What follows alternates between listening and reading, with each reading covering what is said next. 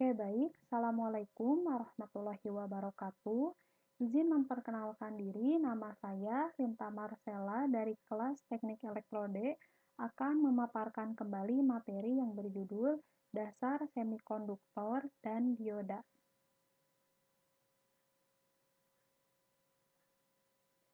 Untuk pembahasan yang pertama yaitu semikonduktor.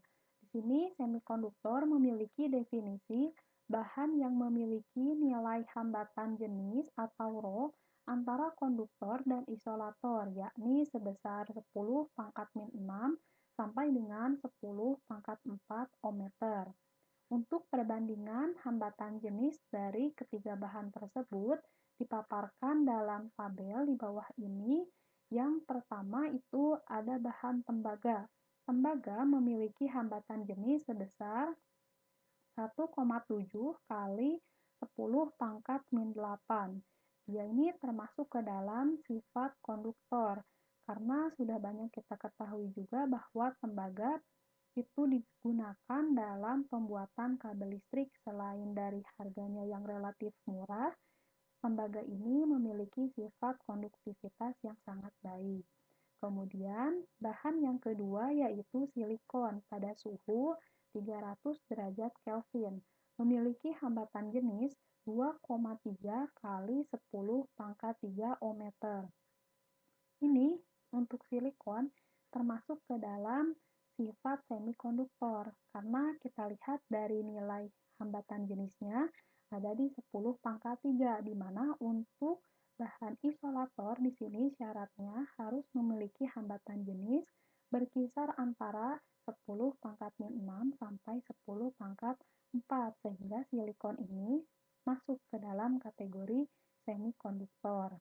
Yang terakhir yaitu bahan gelas, memiliki hambatan jenis 7,0 kali 10 pangkat 6.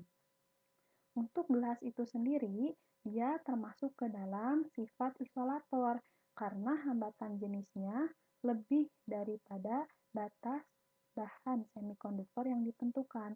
Sehingga untuk gelas ini dia termasuk bahan yang tidak dapat menghantarkan arus listrik. Karena apa? Karena dilihat dari nilai hambatan jenisnya. Berikutnya, di sini ada soal 3 buah bahan, yakni tembaga, silikon, dan gelas masing-masing memiliki panjang 1 meter dan diameter 1 mm. Jika pada kedua ujung bahan tersebut terpasang tegangan 10 volt, tentukan besarnya arus yang melalui ketiga dari bahan tersebut. Cara menjawabnya yang pertama menghitung dulu resistansinya dengan rumus R sama dengan Rho atau hambatan jenis dikali L atau panjang daripada penampangnya dibagi A atau luas daripada penampangnya. Nah, karena untuk luas daripada penampang di sini itu dia berbentuk lingkaran, maka dicarilah untuk A-nya ini adalah luas daripada lingkaran dengan rumus V dikali R kuadrat.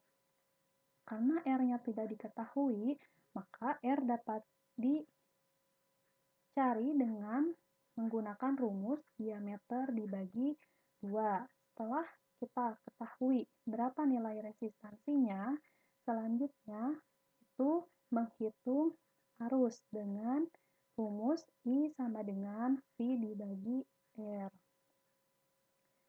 Untuk perhitungan tadi saya coba jabarkan. Di sini diketahui hambatan jenis tembaga sama dengan 1,7 kali 10 pangkat min 8 ohmmeter.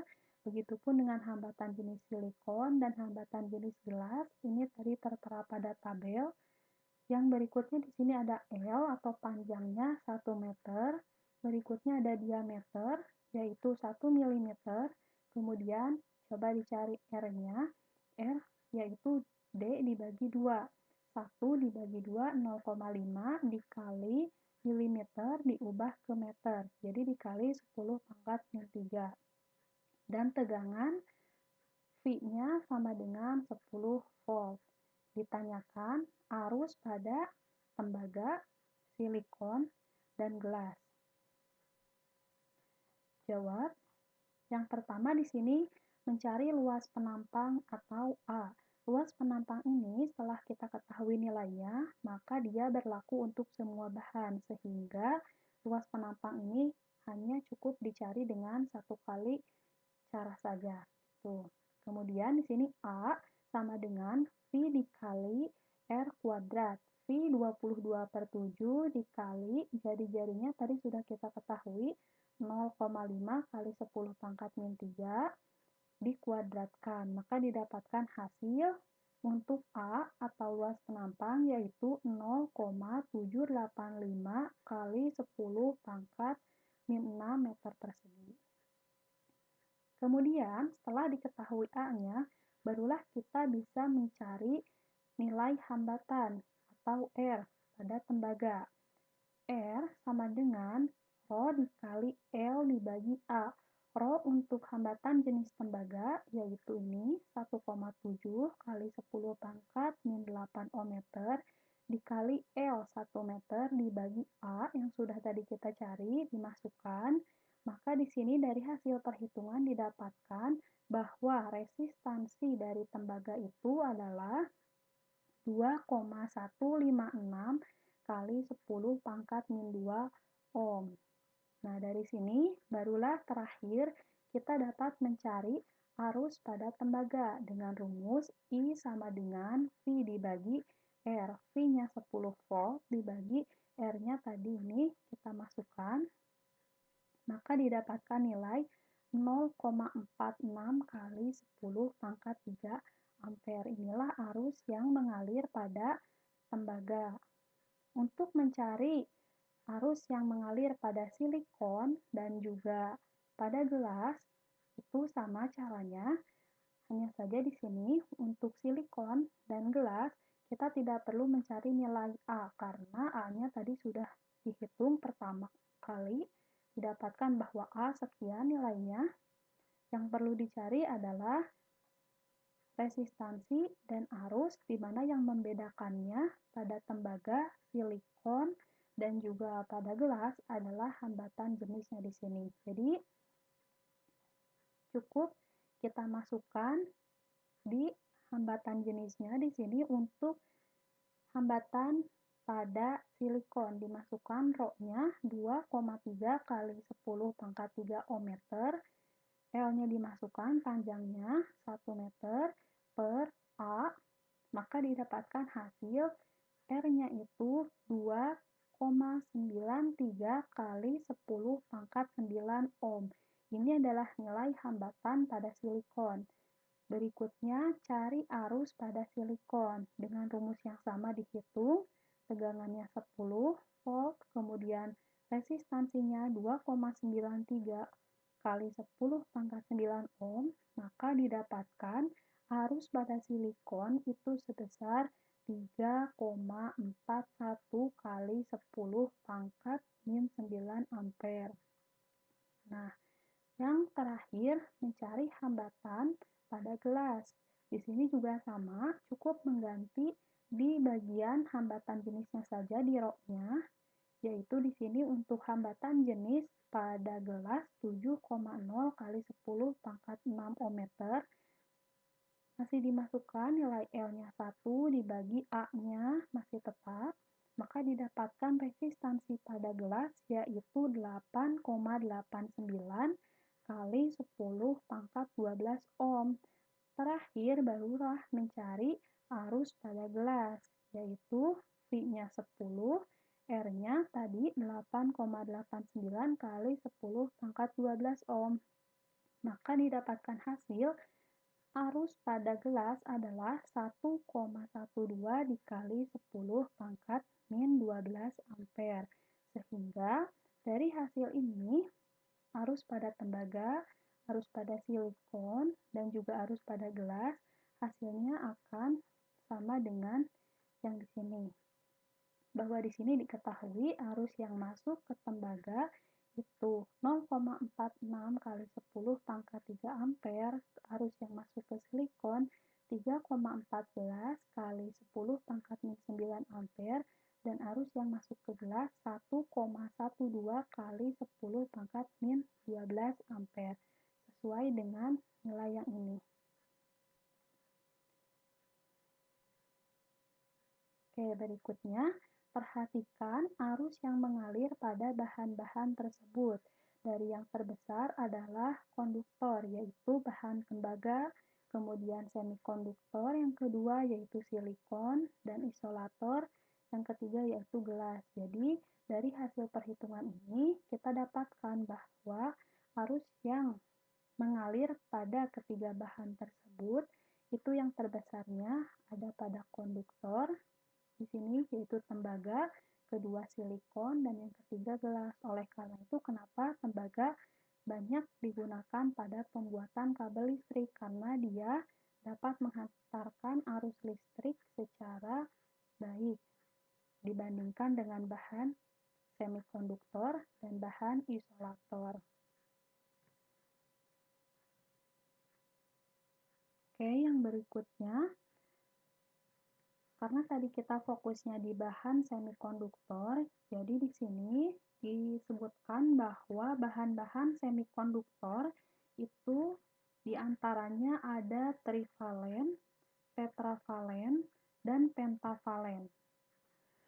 Trivalen memiliki definisi yaitu logam-logam yang memiliki atom-atom dengan jumlah elektron terluar sebanyak 3 buah. Di sini yang termasuk ke dalam trivalen antara lain ada boron, gallium, dan juga indium. Kemudian yang berikutnya, tetravalen adalah logam-logam yang memiliki atom-atom dengan jumlah elektron terluar sebanyak 4 buah, seperti silikon dan germanium. Kemudian yang ketiga ada pentavalen, adalah logam-logam yang memiliki atom-atom dengan jumlah elektron terluar 5 buah, seperti fosfor, arsenikum, kemudian antimon.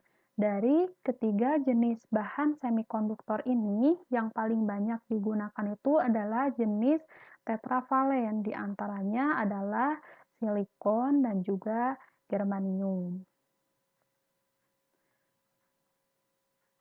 Berikutnya di sini ada tabel periodik semikonduktor.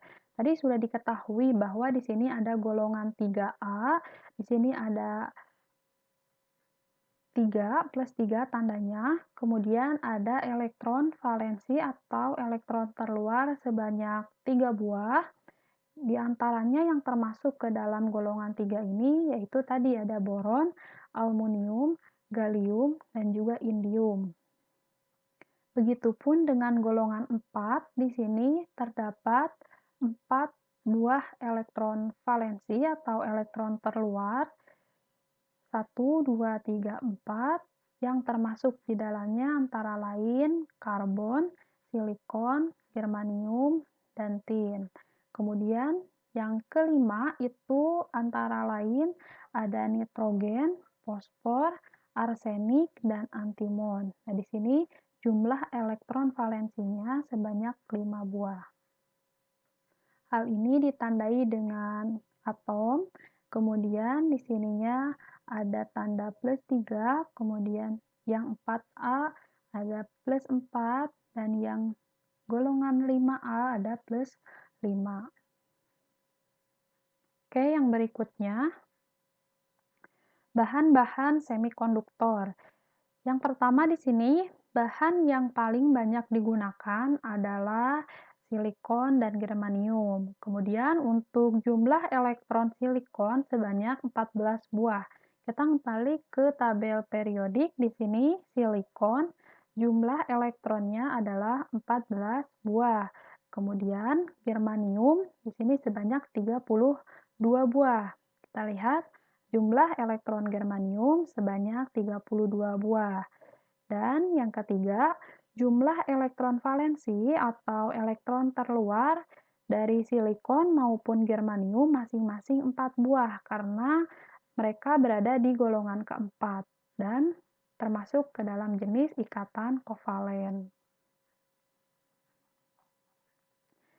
Secara sifat, Jenis semikonduktor itu dibedakan menjadi dua. Yang pertama adalah jenis semikonduktor intrinsik. Di sini semikonduktor intrinsik merupakan semikonduktor murni dan tidak cacat. Contohnya silikon murni. Jadi di sini untuk silikon murni itu contohnya juga tadi ada germanium, dia termasuk ke jenis semikonduktor intrinsik. Di sini ada gambar daripada elektron valensinya, kemudian di sini ikatan kovalennya ada 4. Ini adalah gambar visualisasi dua dimensi dari silikon murni, kemudian ini untuk visualisasi tiga dimensinya. Yang berikutnya, semikonduktor intrinsik pada suhu yang sangat rendah. Sini yang pertama, semua elektron berada pada ikatan kovalennya. Kemudian yang kedua, tak ada elektron bebas atau tak ada pembawa muatan sehingga bersifat sebagai isolator. Maksudnya, jadi ketika semikonduktor intrinsik ini dia berada pada suhu yang sangat rendah, maka sifat dari semikonduktor ini akan berubah menjadi sifat isolator. Oke, berikutnya bagaimana ketika semikonduktor intrinsik ini disimpan pada suhu kamar?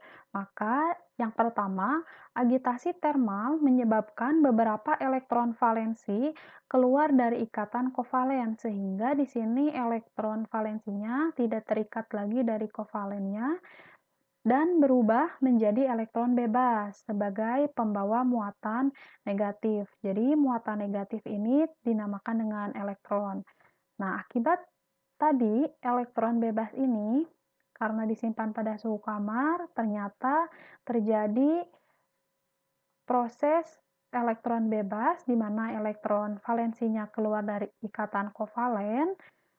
Akibatnya apa? Akibatnya akan terbentuk hole atau lubang, di mana hole ini sebagai pembawa muatan positif. Jadi, untuk pembawa muatan positif ini dinamakan hole, sedangkan pembawa muatan negatif itu dinamakan elektron.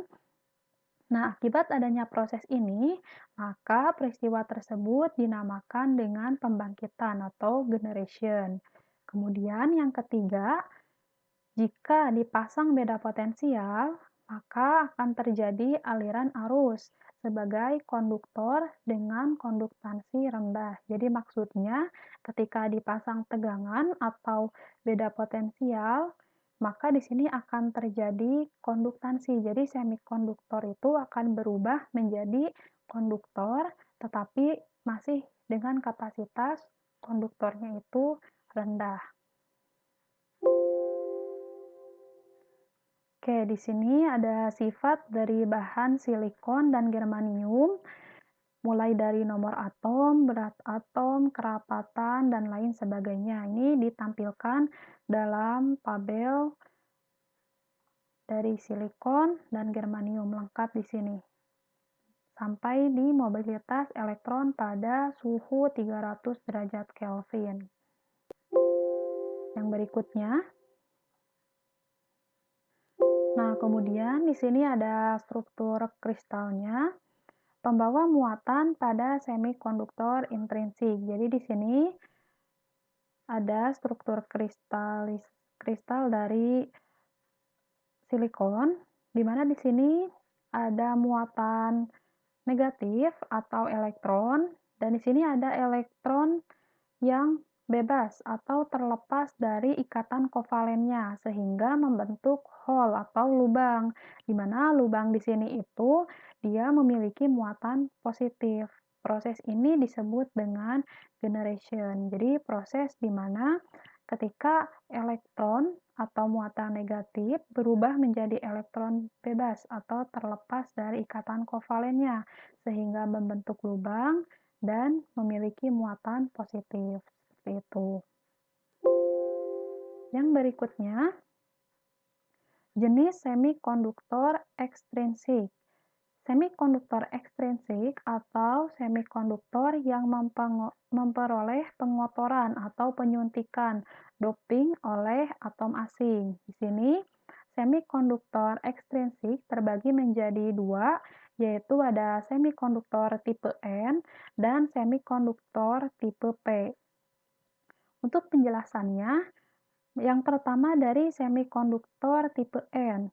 Ini jenis semikonduktor yang pengotorannya itu dilakukan oleh atom pentavalen, seperti fosfor, arsenikum, dan juga di sini antimon. Nah, jadi untuk doping dari tipe N itu dilakukan oleh atom-atom fosfor, arsenikum, dan antimon. Kemudian atom pengotornya disebut atom donor, sedangkan pembawa muatannya adalah elektron. Yang berikutnya untuk semikonduktor tipe P, di mana di sini pengotorannya itu oleh atom trivalen seperti boron, gallium, dan indium. Kemudian atom pengotornya disebut atom akseptor dan pembawa muatannya itu hole atau tadi muatan positif. Jadi untuk semikonduktor ekstrinsik ini, dia adalah semikonduktor yang didoping oleh atom asing, sehingga membentuk semikonduktor tipe N dan juga semikonduktor tipe P. Oke, yang berikutnya, jenis semikonduktor ekstrinsik. Di sini ada penjelasan tujuan doping, yaitu untuk meningkatkan konduktivitas semikonduktor dan memperoleh semikonduktor dengan hanya satu pembawa muatan, elektron atau hole saja. Maksudnya di sini, konduktivitas adalah kemampuan suatu bahan untuk menghantarkan arus listrik. Jadi, semakin tinggi nilai konduktivitasnya, maka semakin besar kemampuannya untuk menghantarkan arus listrik. Oleh karena itu, semikonduktor perlu didoping untuk meningkatkan nilai konduktivitasnya. Kemudian, semikonduktor di sini didoping juga untuk merekayasa agar apa? Agar dalam suatu semikonduktor itu ada muatan yang dominan, bisa elektronnya yang lebih dominan atau hole-nya saja yang lebih dominan. Seperti itu. Itu tujuan dari doping. Kemudian perbandingan untuk doping yaitu atom dopan dibagi atom murni sama dengan 1:10⁻⁶ sampai dengan 1:10⁸. Dopan adalah atom pengotor. Atom-atom dopan pada semikonduktor tipe N adalah atom-atom pentavalen. Yang tadi di mana atom-atom dopingnya itu untuk tipe N pentavalen ada fosfor, arsenikum, dan antimon, dan ini dinamakan dengan atom donor. Sedangkan pada semikonduktor tipe P itu diantaranya jenis atom pengotornya trivalen. Antara lain ada boron, gallium, dan indium. Dan untuk tipe P ini, atom dopingnya itu dinamakan dengan atom akseptor. Berikutnya di sini ada semikonduktor tipe N. Nah, di sini ada ikatan kovalen, di mana untuk ikatan kovalen dari silikon itu di sini 4. Sedangkan kenapa ini bisa menjadi 5? Karena terjadi yang namanya doping oleh elektron bebas. Sehingga yang awalnya itu di sini untuk ikatan kovalennya itu berjumlah 4 berubah menjadi 5 karena akibat adanya doping tadi. Kemudian, elektron bebas sebagian besar terjadi karena doping dan sebagian kecil lainnya bersama hole karena generation akibat agitasi termal karena tadi terjadi perubahan suhu. Kemudian, elektron bebas menjadi pembawa muatan mayoritas dan hole sebagai pembawa muatan minoritas. Nah, akibat dari adanya doping tadi mengakibatkan di sini Elektron atau muatan negatif itu jumlahnya lebih dominan dibandingkan dengan hole atau muatan positif. Ini adalah semikonduktor tipe N. Jadi seperti itu proses untuk dopingnya, mengapa dia itu bisa menjadi semikonduktor yang mayoritasnya itu memiliki muatan negatif. Yang berikutnya adalah semikonduktor tipe P. Untuk semikonduktor tipe P ini, hole sebagian besar terjadi karena doping, dan sebagian kecil lainnya bersama elektron bebas karena generation akibat agitasi termal. Jadi kebalikannya, kalau tadi ada elektron bebas yang masuk ke ikatan kovalen sehingga jumlah ikatannya itu menjadi bertambah dari yang awalnya 4 menjadi 5, sedangkan ini kebalikannya, di mana elektronnya itu keluar dan berubah di sini menjadi hole. Nah, karena hal tersebut, maka jumlah elektron yang terikatnya itu bersisa 3 di sini. Hole menjadi pembawa muatan mayoritas dan elektron bebas sebagai pembawa muatan minoritas.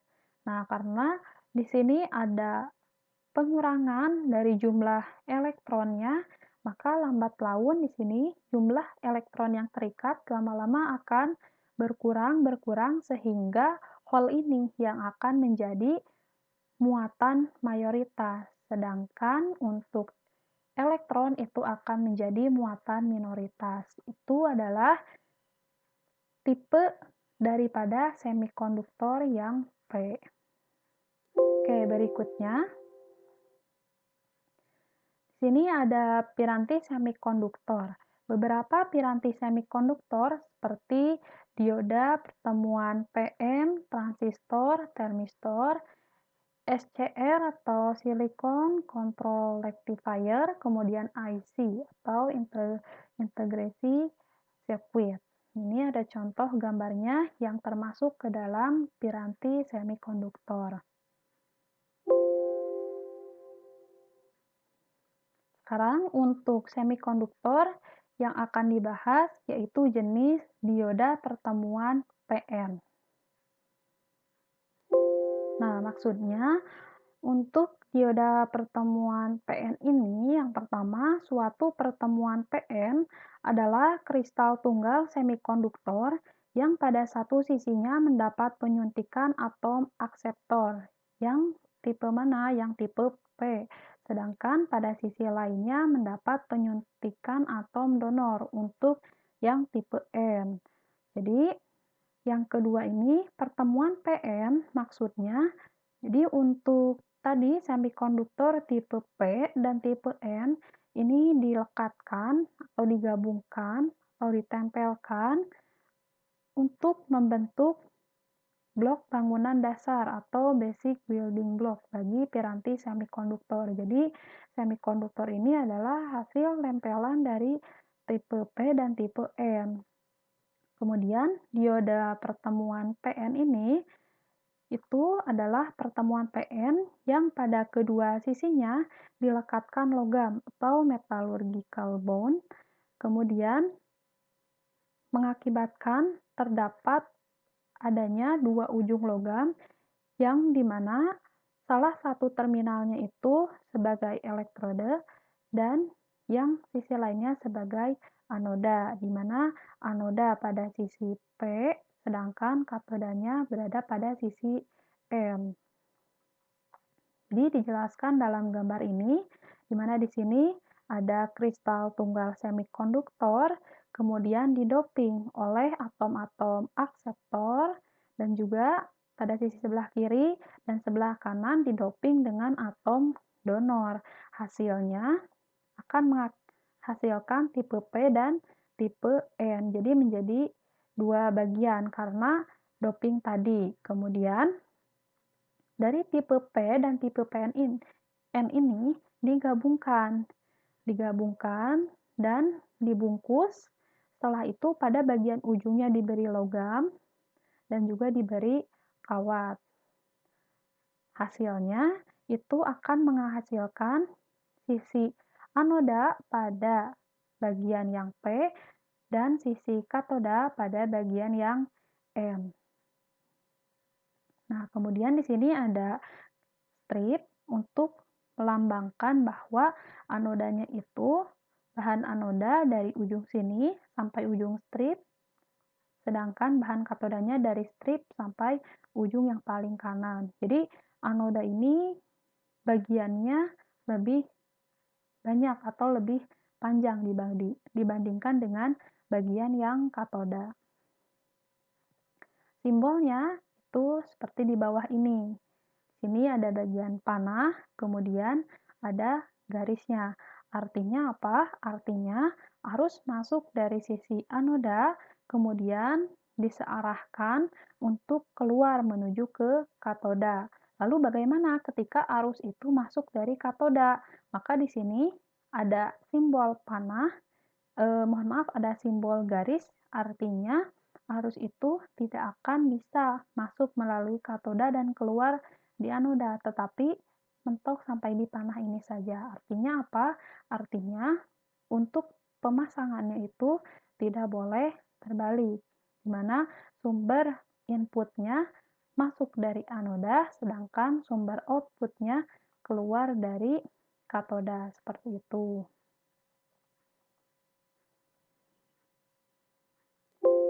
Nah, berikutnya di sini ada pertemuan PN terbuka.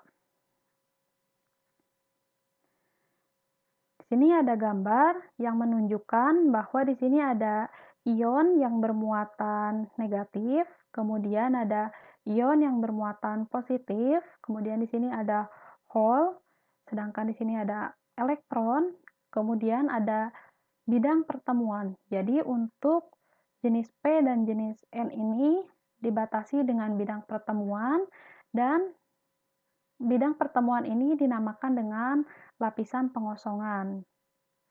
Yang pertama, atom-atom yang mengandung hole dapat digambarkan sebagai ion-ion negatif. Di sini gambarnya di jenis P karena kekurangan elektron. Jadi di sini hole itu tadi dia termasuk atau digambarkan sebagai ion negatif karena kekurangan elektron, dan atom-atom yang kelebihan elektron itu disebut ion positif. Ini posisinya di jenis N. Nih, jadi mohon maaf, jadi ion yang kelebihan muatan negatif tuh di sini ada di hole, sedangkan untuk ion-ion positif itu di sini ada di jenis N. Yang kedua, ion-ion akseptor adalah ion-ion negatif dan ion-ion donor adalah ion-ion positif.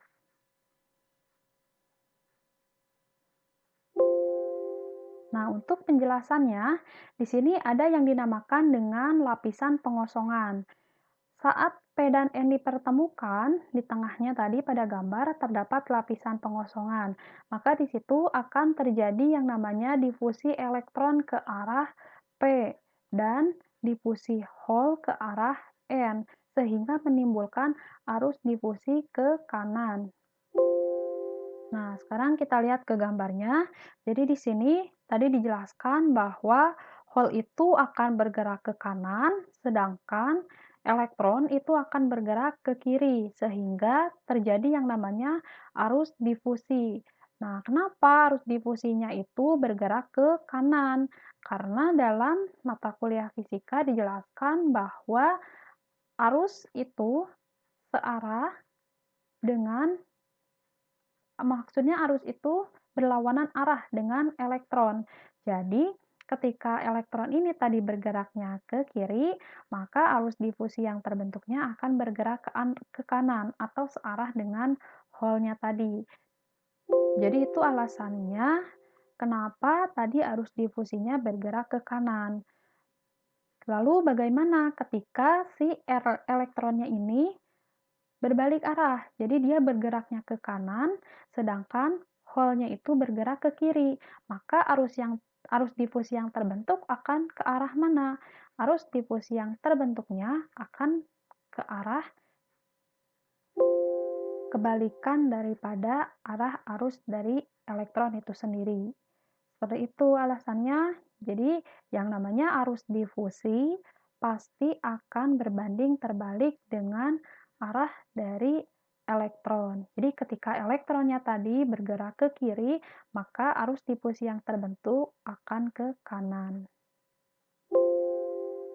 Oke, yang berikutnya di sini terjadi rekomendasi atau penggabungan di sekitar bidang pertemuan sehingga elektron dan hole lenyap. Kita balik lagi ke gambar. Di sini ada daerah lapisan pengosongan. Ini ada pertemuan antara hole dan juga elektron. Nah, jadi yang namanya hole ini adalah muatan yang kosong. Nah, pada saat di lapisan pengosongan ini, elektron akan mengisi ke hole, sehingga hole ini menjadi terisi oleh elektron dan mengakibatkan lapisan pengosongan ini menjadi kosong karena akibat rekomendasi tadi, penggabungan antara hole dan elektron. Jadi, kenapa di lapisan pengosongan ini bisa kosong? Karena tadi hole-nya itu muatan kosongnya terisi oleh elektron, sehingga di sini muatan atau ion-ionnya itu akan lenyap dan terbentuklah lapisan pengosongan. Nah, kemudian di sekitar bidang pertemuan tak terdapat pembawa muatan, disebut daerah pengosongan atau depletion region. Jadi di sini terbentuklah lapisan pengosongan. Akibat tadi apa? Akibat dari hole-nya itu sudah terrekomendasi dengan elektron, ya, recombination atau penggabungan. Berikutnya di sini tegangan penghalang. Lenyapnya elektron meninggalkan ion donor positif dan lenyapnya hole meninggalkan ion akseptor negatif. Nah, akibat tadi adanya proses rekombinasi sehingga di sini dalam lapisan pengosongan itu hanya terbentuk ion-ionnya saja. Di mana di sini untuk hole itu terbentuk ion akseptor, sedangkan elektron itu terbentuk ion donor. Di sini di lapisan pengosongan hanya tersisa ion-ionnya saja. Adanya ion positif dan negatif menyebabkan adanya medan listrik, sehingga ada tegangan. Disebut tegangan kontak atau tegangan penghalang, barrier potensial, menimbulkan arus drift ke kiri. Nah, jadi tadi akibat adanya pertemuan antara ion positif dan ion negatif akan menimbulkan tegangan kontak. Itu tegangan beda potensial, di mana nanti tegangan beda potensial ini adalah tegangan yang dimiliki oleh semikonduktor tipe PN tadi, di mana untuk tipe PN ini tadi akan menimbulkan arus drift yang mengarah ke kiri. Jadi arus driftnya itu mengarah ke tipe P, seperti itu. Yang terakhir, karena pertemuan PN ini terbuka, maka ada kesetimbangan antara arus drift dengan arus difusi. Jadi maksudnya tadi ketika arus drift itu mengarahnya ke kiri, sedangkan arus difusi mengarahnya ke kanan, maka akan terjadi kesetimbangan antara arus drift dan juga arus difusi.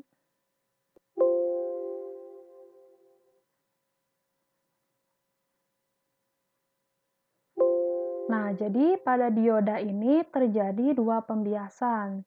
Ada bias maju dan bias mundur, tergantung dari pemasangan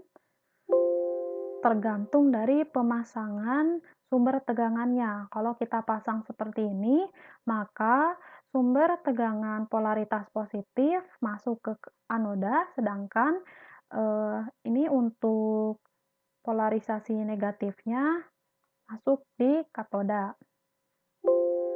Sekarang kita bahas untuk bias maju dulu. Untuk bias maju, konfigurasi rangkaiannya seperti ini, di mana arus masuk menuju ke anoda dan keluar ke katoda. Itu dinamakan bias maju. Nah, jadi di sini tadi ada pertemuan jenis P dan jenis N, kemudian di sini ada lapisan pengosongan. Yang pertama, adanya Vd menyebabkan arus difusi lebih besar dari arus drift. Jadi, Vd ini adalah tegangan yang terbentuk akibat adanya medan listrik. Sedangkan arus difusi lebih besar dari arus drift, artinya arusnya lebih dominan ke arah kanan karena tadi arus difusi itu bergerak ke arah kanan. Yang kedua, jika potensial penghalang sebelum diberi Vd adalah V0, maka potensial penghalang turun menjadi V0 min Vd karena tadi munculnya Vd tersebut. Kemudian, daerah pengosongan menjadi sempit. Nah, akibatnya karena munculnya Vd tadi, maka daerah pengosongannya itu akan menjadi lebih sempit, lebih sedikit ruangnya. Kemudian, hole dari sisi P membawa mayoritas atau pembawa mayoritas ini dapat melewati daerah pengosongan menjadi pembawa minoritas di sisi N. Jadi maksudnya, karena tadi lapisan pengosongannya menjadi sempit, maka tegangan beda potensialnya atau tegangan pelindungnya itu dapat ditembus. Jadi ketika suatu bahan semikonduktor seperti silikon dan germanium itu memiliki tegangan seperti silikon itu 0,7 sedangkan germanium 0,3 itu lapisan pelindungnya. Ketika diberi inputan di bawah 0,7 maka tidak akan bisa melewati dioda ini yang dimana lapisan pelindungnya itu 0,7 karena tadi akibat lapisan pengosongannya menjadi sempit, oleh karena itu ketika diberi inputan di atas 0,7 maka dioda ini dapat ditembus sehingga membawa arus itu menuju ke arah kanan. Jadi ketika disuplai arus maka arus yang masuknya itu akan lebih besar daripada suplai tegangannya. Kemudian yang berikutnya, elektron dari sisi N, pembawa mayoritas, dapat melewati daerah pengosongan menjadi pembawa minoritas di sisi P.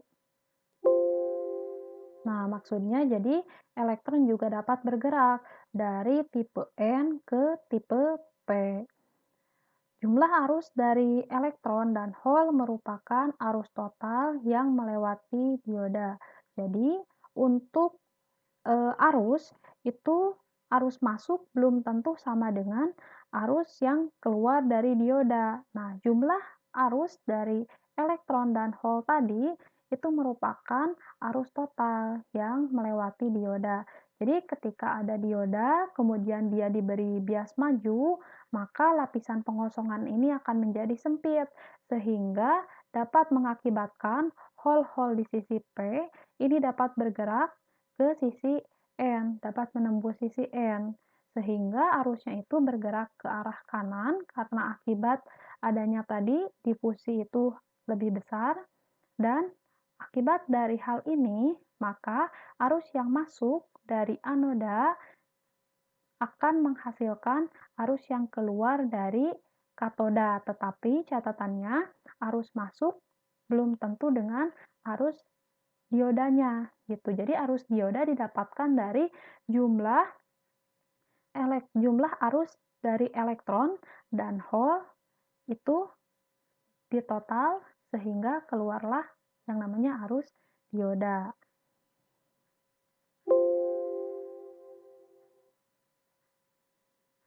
Nah, yang berikutnya bagaimana dengan bias mundur? Pada bias mundur ini, hole pada sisi P bergerak ke kiri. Elektron pada sisi N bergerak ke kanan. Jadi, hole dari sisi P bergerak ke kiri dan Elektron itu dari sisi N bergerak ke kanan, sehingga daerah pengosongannya menjadi lebih lebar, berbanding terbalik dengan yang tadi. Akibatnya apa? Akibatnya potensial penghalang itu merupakan hasil penjumlahan dari V0 ditambah Vd, sehingga tidak ada arus yang dapat melewati bidang pertemuan. Karena apa? Karena pada bias mundur ini arus masuk, suplainya masuk dari katoda. Akibat dari adanya bias mundur, maka lapisan pengosongannya menjadi lebih lebar sehingga arusnya itu tidak dapat ditembus. Akibatnya dari hal tersebut itu mengakibatkan arus tidak bisa keluar dari anoda. Karena daerah pengosongan pada dasarnya merupakan semikonduktor intrinsik, agitasi termal dapat menyebabkan terjadinya generation, sehingga muncul pasangan elektron dan hole pada daerah ini. Jadi, pada daerah pengosongan ini muncullah elektron dan hole akibat dari hole atau dari sisi P bergerak ke kiri dan elektron dari sisi N bergerak ke kanan, muncullah hole dan elektron pada daerah pengosongan.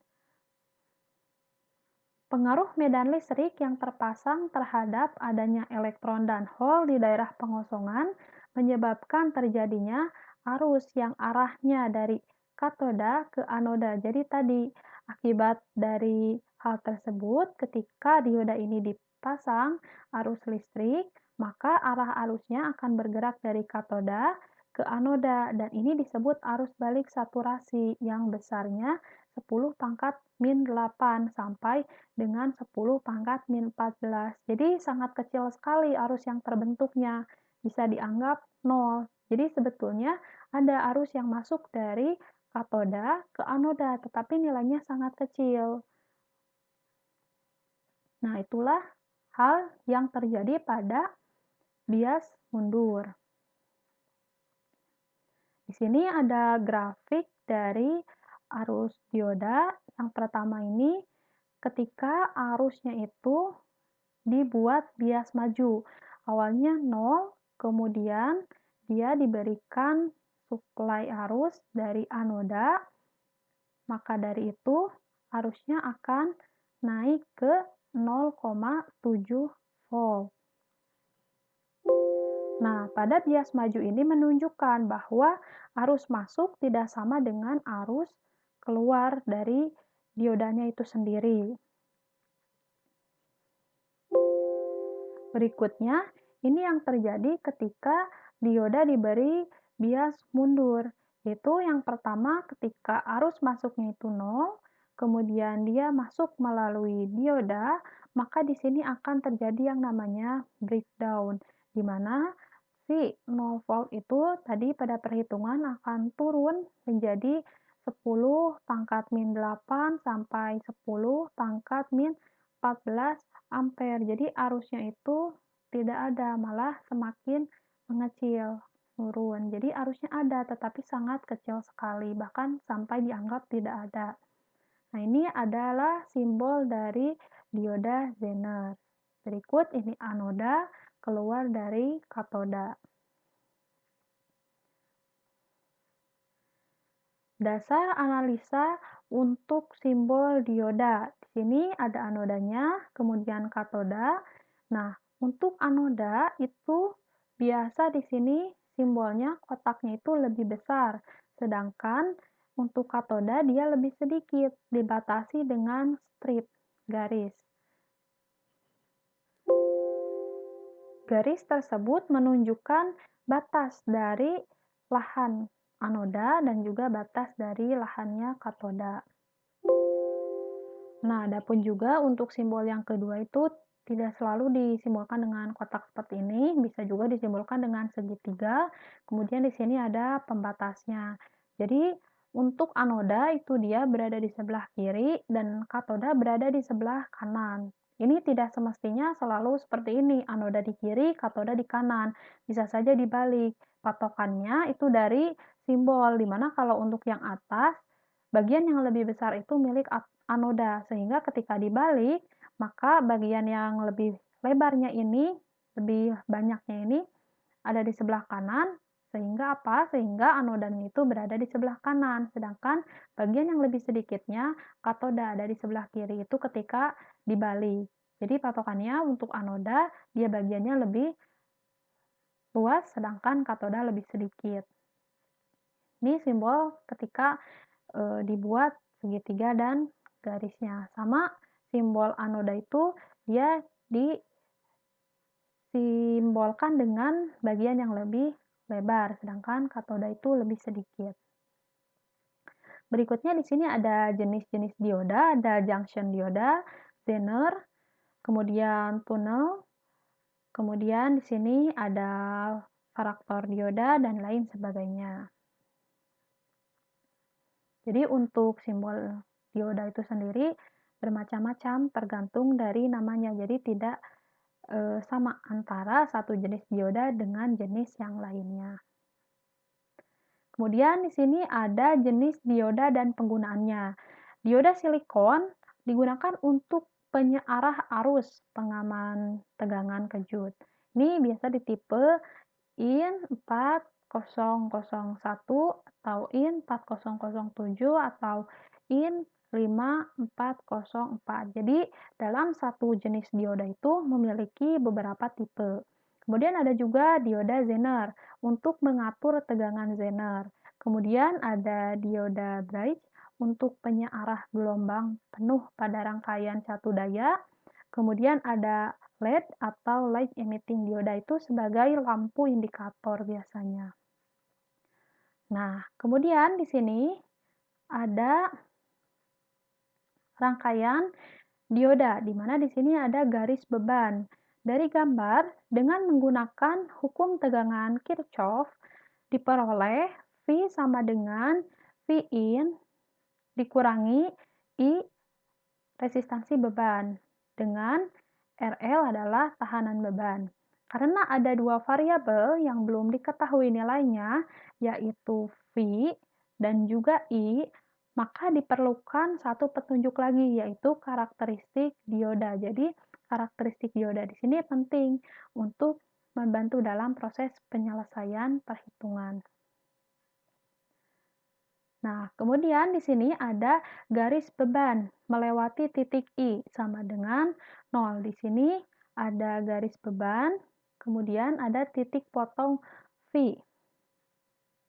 Ini V, titik potong V, kemudian ada garis bebannya.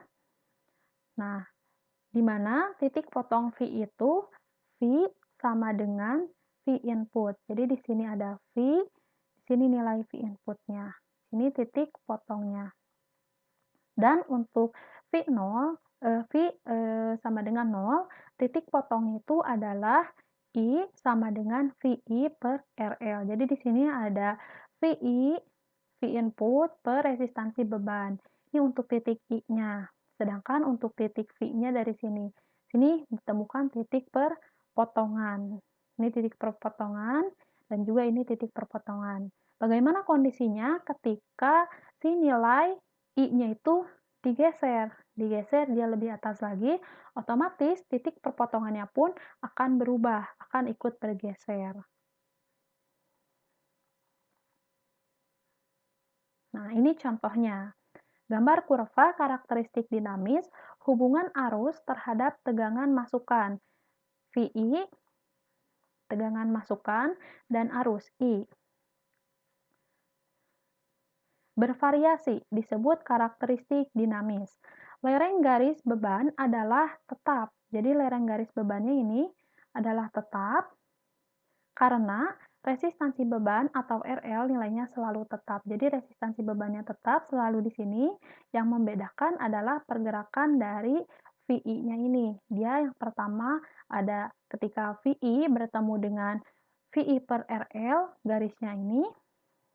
Kemudian ketika digeser VI-nya, maka garis yang terbentuknya adalah ini, VI aksen dan VI aksen per RL aksen. Garisnya bergeser, seperti yang tadi sudah disebutkan. Sedangkan untuk RL atau resistansi bebannya dia selalu bernilai tetap. Ini yang terbentuk pertama dan ini yang terbentuk kedua. Ini pun sama. Ini A yang pertama dan ini A aksen yang kedua.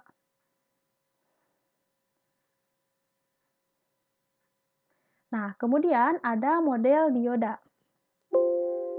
Jadi tadi kita ketahui bahwa yang namanya arus masuk pada dioda itu tidak sama dengan arus keluar, di mana ketika misalnya arus masuk ke diodanya itu 3 ampere, belum tentu arus yang keluar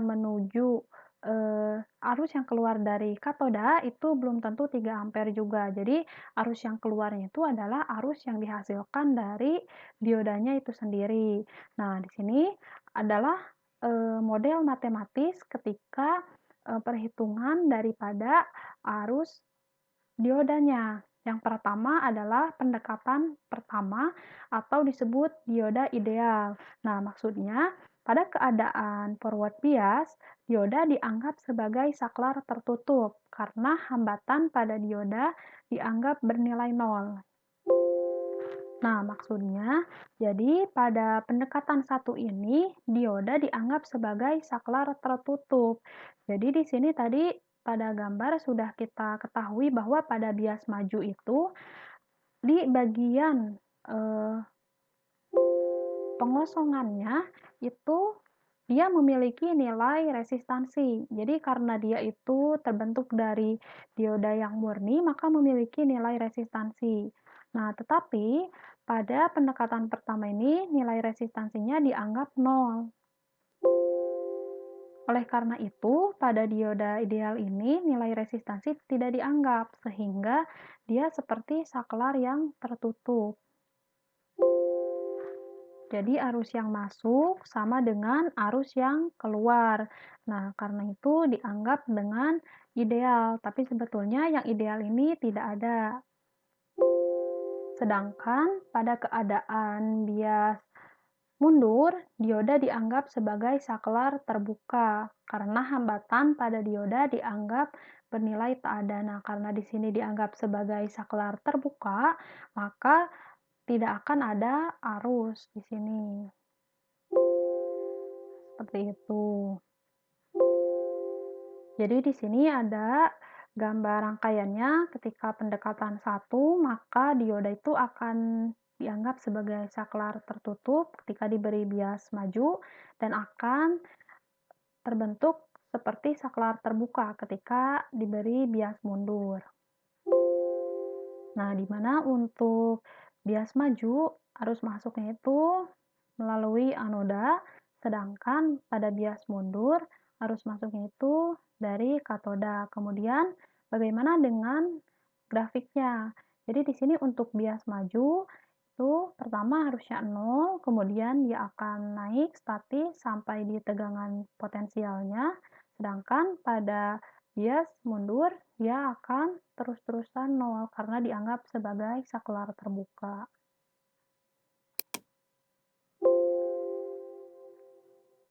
Kemudian berikutnya pendekatan kedua, pada keadaan bias maju, dioda dianggap sebagai sumber tegangan sebesar V gamma.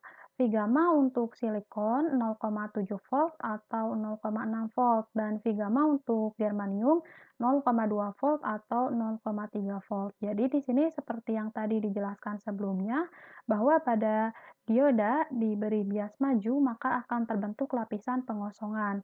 Ketika pada lapisan pengosongan itu terbentuklah ion negatif dan ion positif, dan saat diberikan tegangan, maka akan terbentuk beda potensial atau tegangan potensial, di mana tegangan pelindungnya itu sebesar untuk silikon 0,7 dan untuk germanium 0,3. Kemudian, ketika diberi arus, maka lapisan pelindungnya itu akan dapat ditembus, di mana di sini ada gambar rangkaian ketika dibuat bias maju, di mana di sini bagian diodanya itu dianggap sebagai sumber tegangan. Ketika sumber tegangannya itu di anoda positif dan di katoda negatif. Jadi ketika di posisi 0 dari grafiknya, arusnya itu pertamanya 0, kemudian dia akan naik dan statis sampai di tegangan gamanya, atau di sini sampai di tegangan beda eee, potensialnya, seperti itu. Kemudian yang kedua, pada keadaan bias mundur, dioda dianggap sebagai saklar terbuka, sama seperti tadi pada kondisi ketika pendekatan pertama, dia dianggap sebagai saklar terbuka karena hambatan pada dioda dianggap bernilai tak ada. Jadi, di sini pada gambarnya, dioda dianggap sebagai saklar terbuka dan pada grafiknya itu V-D-nya dia akan bernilai 0 dan di sini V gamanya akan bernilai sesuai dengan tegangan potensialnya. Itu untuk penjelasan di pendekatan kedua. Yang berikutnya adalah pendekatan model ketiga. Di sini, pada keadaan bias maju, dioda dianggap sebagai sumber tegangan sebesar V gamanya tadi untuk silikon 0,7 volt atau 0,6 dan untuk germanium 0,2 volt atau 0,3 dengan resistansi forward RF yang terpasang secara seri. Jadi, untuk pendekatan ketiga ini adalah jenis yang mendekati sebenarnya gitu. Karena di sini dioda dianggap sebagai sumber tegangan, di mana di sini untuk positif, kemudian di sini negatifnya, dan dipasang seri dengan resistansi RF. Kemudian, bagaimana jika keadaan bias mundur? Pada keadaan bias mundur, dioda dianggap sebagai resistansi reverse. Jadi, kalau tadi pada pendekatan 1 dan pendekatan 2, bias mundur itu diodanya dianggap sebagai saklar terbuka. Kalau pada pendekatan 3 ini, diodanya dianggap sebagai resistansi reverse yang nilainya di mana di sini itu sangat besar. Berikutnya di sini ada contoh soal. Perhatikan rangkaian dioda di samping ini, gambar rangkaian pengganti atau rangkaian ekivalen dan hitung besarnya tegangan dan arus dioda menggunakan pendekatan 1, pendekatan 2, dan pendekatan 3. Jadi di sini ada yang pertama itu untuk pendekatan 1 di mana diodanya itu bersifat ideal dan di sini diodanya dianggap sebagai saklar tertutup. Akibatnya apa? Akibatnya arus masuk akan sama dengan arus keluar. Jadi pada pendekatan satu ini hanya berlaku hukum ohm biasa di mana ID sama dengan atau arus dioda sama dengan V in, V input 10 ohm per resistansi beban yaitu 100 ohm. Hasilnya sama dengan 0,1 ampere. Pada pendekatan 1 arus masuk sama dengan arus dioda karena di sini tidak dipasang resistansi, kemudian tidak juga dioda ini dianggap sebagai sumber tegangan. Yang berikutnya pendekatan kedua yaitu di sini di mana diodanya itu dianggap sebagai sumber tegangan. Ketika V inputnya itu positif, maka di sini akan berkebalikannya di mana arus yang masuk itu nilainya V in dikurangi V gamma. V gammanya tadi di sini 0,6 untuk silikon per resistansi beban. 10 volt dikurangi 0,6 volt sama dengan per 100 ohm sama dengan 0,094 ampere. Ini untuk pendekatan kedua di mana untuk dioda dianggap sebagai sumber tegangan dan di sini memiliki nilai tegangan potensialnya itu sebesar 0,6 volt sehingga V in dikurangi V gammanya tadi 0,6 volt. Nah, jadi didapatkan dari pendekatan 2 itu nilai arusnya lebih kecil dari pendekatan 1 karena tadi pendekatan 1 ini disebut juga dengan pendekatan yang ideal gitu. Namanya juga ideal, pasti nilainya lebih besar daripada yang tidak ideal karena di sini sudah dipasang dengan sudah di bagian diodanya ini dianggap sebagai sumber tegangan. Jadi nilai daripada pendekatan 2 ini lebih kecil dibandingkan dengan pendekatan satu. Lalu bagaimana dengan pendekatan ketiga? Nah, di sini itu bahwa dioda dianggap sebagai sumber tegangan, di mana V gamma-nya itu sama dengan tadi pada silikon 0,6 volt dan dipasang seri dengan RF. Nah, di sini RF-nya itu bernilai 2,5 ohm. Jadi RF itu resistansi dari diodanya itu sendiri dan dihubungkan dengan RL-nya atau resistansi beban 100 ohm sehingga untuk mencari arus pada dioda dengan pendekatan ketiga yaitu Vin per RL tetap, tetapi di sini Vin-nya dikurangi dengan V gamma yaitu 0,6 volt tadi per RL-nya ditambah dengan RF. Jadi resistansinya tadi dipasang seri sehingga cukup ditambahkan saja dan didapatkan hasil 0,092 ampere. Nah, sehingga di sini, hasil daripada pendekatan ketiga ini nilainya lebih kecil dibandingkan dengan pendekatan 2 dan pendekatan satu.